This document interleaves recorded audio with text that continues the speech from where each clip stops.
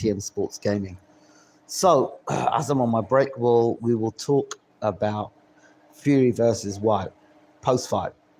First of all, congratulations, Tyson Fury. An excellent knockout win. The uppercut, beautiful. One of the best shots I've seen Tyson Fury throw. A beautiful shot. And taught Whyte a very painful lesson that if you don't adjust and you don't make the changes in boxing, then what ends up happening is that you'll pay for it. Boxing is an unforgiving sport, and if you don't learn from your mistakes, you will get punished for it. Some of the questions I wanted answered, I didn't get answered tonight, and thank goodness for Tyson Fury, they didn't get answered tonight, because for the most part, Fury was able to do what he wanted to do. Took control of the center of the ring. Whyte came out southpaw, so I thought, okay, so there's some sort of strategy going there. The first one, let me focus on Tyson Fury's victory first. Let me say that he's done a really great job with his victory tonight. Took control of the center of the ring, like I've said, and has done a great job, okay? As world heavyweight champion, came back to the UK and put on a spectacular performance. The sort of thing a world heavyweight champion should do. I think a lot of people saw Tyson as a favorite, and that's because he was the superior boxer, and I had no doubts about that. So he's done fantastic, and like I said, he looked pretty sharp. The one thing he did answer for me, though, is that that guy that fought Klitschko, that guy's gone in terms of the movement. He's not that guy anymore. He might be lighter, but he cannot move the way he moved against Klitschko, and he's not as fast as he was when he fought against Klitschko. So those are some key things that people need to be aware of, and that's why I thought, in my mind, Dillian Whyte had a good shot in this fight, because I felt Tyson slowed enough for Dillian to do the work that he's meant to do. Tyson did exactly what he needed to do, and the uppercut showed that they had a game plan coming in. Okay, and at elite level, you need to have a game plan coming in. Dillian Whyte, on the other hand, in his camp. Now, I don't know who the head trainer is. I don't know if it's Xavier Miller, or I don't know if that is Harold the Shadow Knight. But something clearly is up, and I want to talk about in depth about this. Now, from the way my viewpoint is, Tyson won that fight because of not so much he did, what Dillian Whyte didn't do. Now, I expected Dillian Whyte to come out. First, he came out of southpaw. Okay, so that lasted a round. What was the point of that? Coming out of southpaw, what was your aim? Were you to confuse Tyson? Did you, by turning southpaw, did you use the opportunity to turn southpaw to jump on Tyson? No, you didn't. You just turned southpaw and allowed Tyson to kind of, for the 90 seconds, say, okay, you come out southpaw, all right. It's a bit of a shock, something different, but you've never boxed southpaw in your whole life, or you haven't boxed southpaw in your career. Why the hell now, the biggest fight of your career, would you come out and box southpaw? That don't make no sense. That's just madness, absolute madness. Why would you come out and box a man who, first of all, is a better boxer than you, hand down better boxer than you, has got a longer reach than you, and you trying to turn southpaw on a man that can box southpaw and orthodox, better boxer than you, orthodox, better boxer than you, southpaw? What the hell are you doing that for? That's number one. Number two, so okay, so the southpaw thing, I didn't understand where you were going with that, and this is just the way I'm seeing it. All right, somebody can correct me if I'm wrong on this. So I don't understand why you're going southpaw. The second thing, which I didn't understand. So now the jab, which I talked about, which I believed for Dillian Whyte to be successful, he had to double up the jab and push Tyson against the ropes. When Tyson was against the ropes, that's where Dillian had to go to work. That's where Dillian had to go to work. He had to throw to the arms, to the back, the neck, throw punches all over Tyson Fury. You don't give him a chance to rest when you've got him against his back against the ropes. What did you do? You stood there for the most part, trying to throw a big looping right hand over. Once you threw the first right hand over the top and missed, that was your cue to say, you know what? Tonight I'm not throwing that right hand. Stop throwing the right hand. Work the body. work the body, and stay. And when you're fighting Tyson, as I said, Dillian's safest point for this fight would have been if he was up close or mid-range. But to me, I think the body shots of Tyson Fury were hurting and tiring Dillian Whyte out. I thought Dillian Whyte's conditioning was, like, he might have lost weight, but I thought his conditioning was dreadful. But I have to be honest, I don't know what his strength and conditioning training was doing, but he looked dreadful. His fitness looked dreadful. I think he just looked absolutely dreadful. Like from round two, he's puffing. So his fitness looked dreadful. The second thing is, that's the third thing. The fourth thing is game plan. What the hell was the game plan? What was the game plan?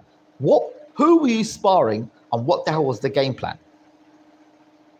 To get hit with that uppercut yet again says to me that, as far as from my viewpoint, you haven't learned your lesson.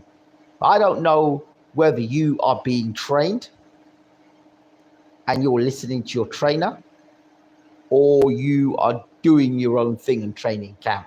Okay? Because to me, your preparation in terms of what you did in the ring did not seem world class at all. It didn't.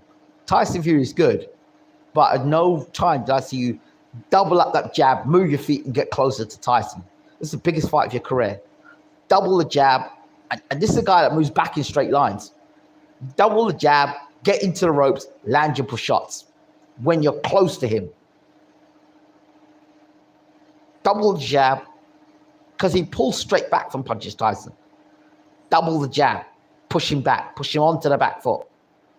So he's doubling jab, you're pushing Tyson back. Work the body, use the straight right hand, which you have. Double the jab, jab up to body and head, up to body and head. You know what I mean? Didn't see it. So I don't know what game plan they had.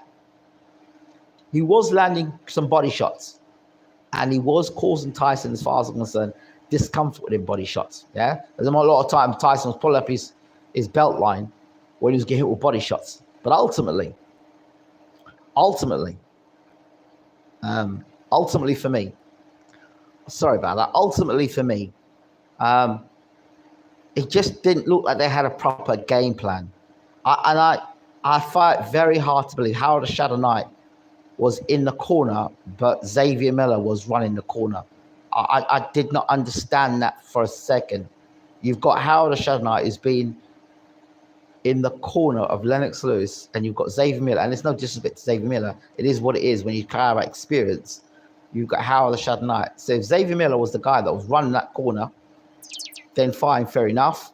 But as far as I'm concerned, Harold the Shadow Knight should have been running that corner, and Xavier Miller should have been sitting as a second or an assistant, getting that experience from Harold the Shadow Knight, because it just seemed just so like, how was the game? What were you trying to do? What were you trying to do? Going southpaw for the first time in your career against the top five, best heavyweight in the world. It's like, you don't practice shit in the biggest event of your world in the world. If you haven't done it in fights, why would you start doing it now? From round one, it was like, what are we doing here? And then when you've turned southpaw, like I said, you haven't executed on it. You haven't done anything with it. You didn't jump on Tyson. I mean, if you're going to throw that right hand, that overhand right, you don't throw it from so far out. You get the guy close to the ropes. So even when you're throwing the right hand, you throw the right hand and step in with it. Step in right hand, and then you aim. Then you land. You're in close to Tyson's body. So I don't know what the hell was going on. And Dillian Whyte got hit with that uppercut. I tell you why he got hit with that uppercut. Because again, exhausted. I think with the Povetkin fight, exhausted. When you look at the Anthony Joshua fight, exhausted. So fitness. I mean, you see him do all that on the video. He's doing all that fitness stuff. What is he doing? Is he being fit and getting fit within his own comfort range, or has he actually been pushed in training? Because to me, he looked like a guy who'd done some fitness training, came into the fight, and was ill prepared for the reality of what was going on, and literally was taking a chance, but was taking a chance without actually putting together a world-class game plan. So I'm shocked. I really am.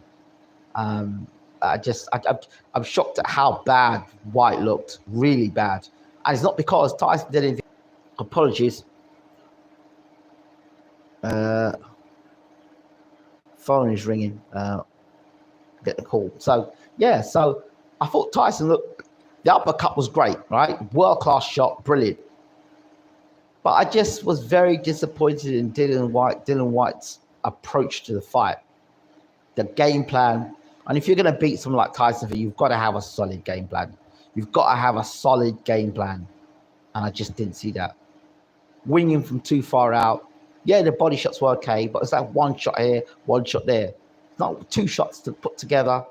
You know, the double jab was not there. The double jab, bang, bang into Tyson's chest. Didn't see it. I'm just very disappointed in what Dillian Whyte brought to the table on the night. Maybe he's actually finished as a top flight fighter, but I felt he could have done a lot more as a two-fisted fighter. I thought he could have done more, and if he had doubled up the jab, and he had got mid to close range, he would then be able to throw the shots. But if you're not in sparring, if the sparring you're having is not encouraging you to quicken your feet, right? If the sparring you're having is allowing you to move at your own pace, if the sparring you're having isn't punishing you for making schoolboy errors, then that's not good sparring, is it? I mean, I really would like to know I still don't know who Dillian Whyte was sparring with. You know, we know that Tyson was sparring with David Adelaide. You know, when you had David Adelaide, we know also he had Big Baby Miller in there for sparring. It's a big, strong, physical unit. We know that he had I think Joseph Parker maybe in camp with him as well. So we know he had good quality sparring. Bacoli. So he had good quality sparring, Tyson. I don't know what sparring Dillian Whyte had, because I thought that the biggest fight of your career, but I was under the impression the biggest fight of your career, this is the opportunity, you've waited so long for it, that you would set up stall, set up camp to execute. And I don't want to hear people say to me, but Dillian Whyte couldn't have done that. He could have. The double jab was there. He was able to hit Tyson with certain shots. But it was all the case of not the footwork being slow, the footwork weren't quickened up. The feet were too far apart. So it wasn't about a case of footwork, because he was able to get Tyson against the ropes, right? So if he was able to get Tyson against the ropes on a number of occasions and Tyson's back was against the ropes, he was able to execute. So people tell me he didn't have the footwork to get Tyson against the ropes. He had the footwork to get Tyson against the ropes. He had the footwork to land the body shots. But he didn't quicken his feet up in training camp. And when you've got quality sparring, you know, he didn't even look sharp. He looked very sluggish. So I don't know. You can't go and fighting Deontay Wilder like that. If you prepare to fight Deontay Wilder like that, like I said, Dillian Whyte against Deontay Wilder was not the fight to take. And you can see why. Deontay Wilder would have ended that fight inside 3 rounds, because Whyte would have just walked onto right hands, and Wilder would have come out fast, very fast. If Fury's able to hit him with them shots, ping him off with shots like that, imagine Wilder's got faster hands than that, hitting with straight right hands. So I just do not understand. I cannot for the life of me. Tyson at a professional camp. For the life of me, I cannot understand what I saw tonight with Dillian Whyte. I'm sorry. I'm just very disappointed all round, you know? Very disappointed all round. But I guess what, biggest fight of your career, the atmosphere, the fighting in front of 94,000 people. You've never experienced that before. This is why I really felt like Dillian Whyte should have fought abroad. I thought he should have gone to America and fought in America and had that experience, because you wouldn't get caught cold like something like that. It's fighting okay at home, pay-per-view, it's different. You're the pay-per-view star. Going in someone's backyard, you're in someone's backyard. It's a different experience again. And that kind of prepare you as well for, you're in London, you're at home, you expect the crowd to maybe cheer for you, and you get the cheer crowd booing for you. And that's a lot of people booing for you. All that stuff psychologically can have an effect. Then the long ring walk as well, Tyson making him wait. All that stuff is all stuff that, he probably wouldn't have experienced before. So experience was key as well. So he's had a new experience now.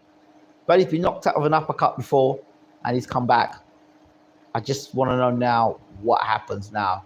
You've been knocked out 3 times now by top flight heavyweights with an uppercut. I didn't even think Tyson Fury should be hitting with an uppercut like that. But again, I think it's because you were exhausted. Again, congratulations, Tyson Fury, heavyweight champion of the world. As Jay Roos said, he said to me, the greatest fighter, all-time great. Yeah, well, when you dispatch guys away like that, can't really argue with him, can you? So let me come out of this now. I'm sure that Uncle Bashir will want to try and get in the show. Let me try and get out of this now, and I'll see if I can get Uncle Bashir in the show. Thank you all so much, and I'll see you in a minute.